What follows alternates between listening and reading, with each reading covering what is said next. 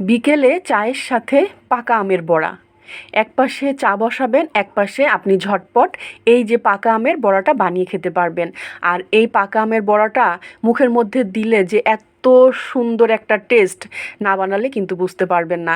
আর একটা পাকা আম দিয়ে আপনার পুরো পরিবারের জন্য বিকেলের নাস্তা কিন্তু তৈরি হয়ে যাবে। একটা পাকা আম দিয়ে যে এত মজার বিকেলের যে বড়া তৈরি হয় আম দিয়ে, সেটা না বানালে কিন্তু বুঝতে পারবেন না। আমি এখানে একটা মাঝারি সাইজের পাকা আম নিয়েছি। অবশ্যই কিন্তু আমটা মিষ্টি হতে হবে। চাইলে আপনারা এখানে 2টা আম দিয়েও করতে পারবেন, তবে আমার কাছে মনে হয় একটু বেশি করে করলে পুরো পরিবার কিন্তু খুব আত্মা ঠান্ডা করে খেতে পারবে। আমি আমটাকে খুব ভালোভাবে হাত দিয়ে চটকিয়ে বিচিটাকে ফেলে দিচ্ছি। আর আমটা আমি হাত দিয়ে কিন্তু ম্যাশ করে নিচ্ছি।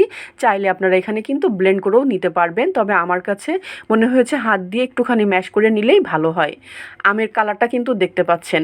এখন যেহেতু বড়া তৈরি করব, এর জন্য এখানে অবশ্যই আমি ময়দা ব্যবহার করেছি। একটা আমের জন্য আমি 1.5 কাপ ময়দা ব্যবহার করেছি। 1.5 কাপ ময়দার মধ্যে আমি দিয়েছি 1 টেবিল চামচ গুঁড়া দুধ। অবশ্যই এই গুঁড়া দুধটা দেওয়ার চেষ্টা করবেন, এতে করে খুবই সুস্বাদু একটা টেস্ট পাওয়া যাবে। দিয়েছি 1 টেবিল চামচের মতো কাঁচা সুজি।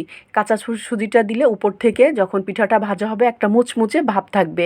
স্বাদ মতো লবণ, আমি এখানে 1 কাপ চিনি ব্যবহার করেছি। আর এই চিনির সাথে সামান্য পরিমাণ আমি লবণ ব্যবহার করেছি, যেহেতু আমি চিনি দিয়েছি এজন্য চিনির ব্যালেন্সটা ঠিক রাখার জন্য। আর এখানে নিয়েছি 1 কাপ তরল দুধ। দুধটাকে আমি একটু ঘন করে জাল দিয়ে তারপরে ঠান্ডা করে নিতে হবে।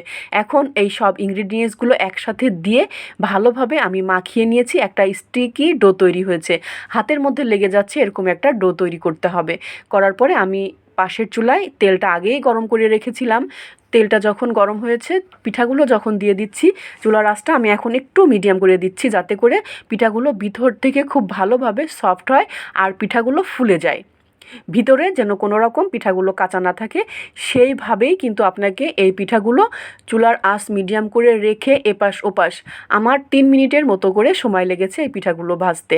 আমি কালারটা একটুখানি হালকা করে কালার দিচ্ছি, যাতে করে ঠান্ডা হলে পিঠার কালারগুলো দেখতে অনেক সুন্দর হয়। আর ভাজতে ভাজতে কিন্তু ওই পিঠার যে একটা ফ্লেভার, এই পিঠাটা যদি আপনারা একবার না বানান, ঘরে খুব সহজ আর খুব ঝটপট কিন্তু বানানো যায়। আর একটা আম দিয়ে এই পিঠাটা কিন্তু আপনার পুরো পরিবারের জন্য বিকেলের নাস্তা তৈরি হয়ে যাবে। অবশ্যই কিন্তু আপনারা একবার হলেও এই পিঠাটা একবার বানিয়ে খেয়ে দেখবেন আর আমাকে একটুখানি কমেন্ট করে জানাবেন। দুই পাশে আমি যখন সুন্দর একটা কালার চলে এসেছে, এই পর্যায়ে কিন্তু আমি আস্তে আস্তে করে একটা একটা করে পিঠাগুলোকে তুলে নিব। উপরটা কিন্তু খুবই মুচমুচে হয়েছে আর ভিতরটা কিন্তু এই পিঠার খুবই সফট হয়েছে। আর পিঠাগুলো ভাজতে ভাজতে কিন্তু একেবারেই খুব ভালো মতো ফুলে উঠেছে। আর এই পিঠাগুলো বানাতে গেলেই কিন্তু চা অবশ্যই আপনাকে আগে বসিয়ে নিতে হবে। বিকেলে চায়ের সাথে বলেন, সকালের নাস্তার সাথে বলেন, এই যে পাকা আমের বড়াটা অবশ্যই একবার বানিয়ে খেয়ে দেখবেন। যখন সুন্দর একটা কালার চলে এসেছে, এই পর্যায়ে কিন্তু আমি পিঠাগুলোকে তুলে নিচ্ছি।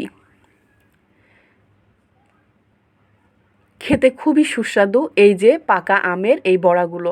একবার হলেও কিন্তু আপনারা বানাবেন, খুবই সহজ, খুবই ঝটপট করে কিন্তু পিঠাগুলো বানানো যায়। আর এই পুরো পরিবারের জন্য বিকেলের নাস্তা হিসেবে একটা পাকা আম দিয়ে একবার বানিয়ে খেয়ে দেখবেন। তাহলে অবশ্যই একবার বানাবেন, আমাকে ছোট্ট করে একটু কমেন্ট করে জানাবেন। আর আমার এই সহজ সহজ রেসিপি পেতে পেজটাকে ফলো করে একটু পাশে থাকবেন। তাহলে ছোট্ট কমেন্ট করে জানাবেন, আমি কমেন্টের অপেক্ষায় থাকবো। তাহলে আজকের মতো বিদায় নিচ্ছি। ভালো থাকবেন সবাই। আল্লাহ হাফিজ।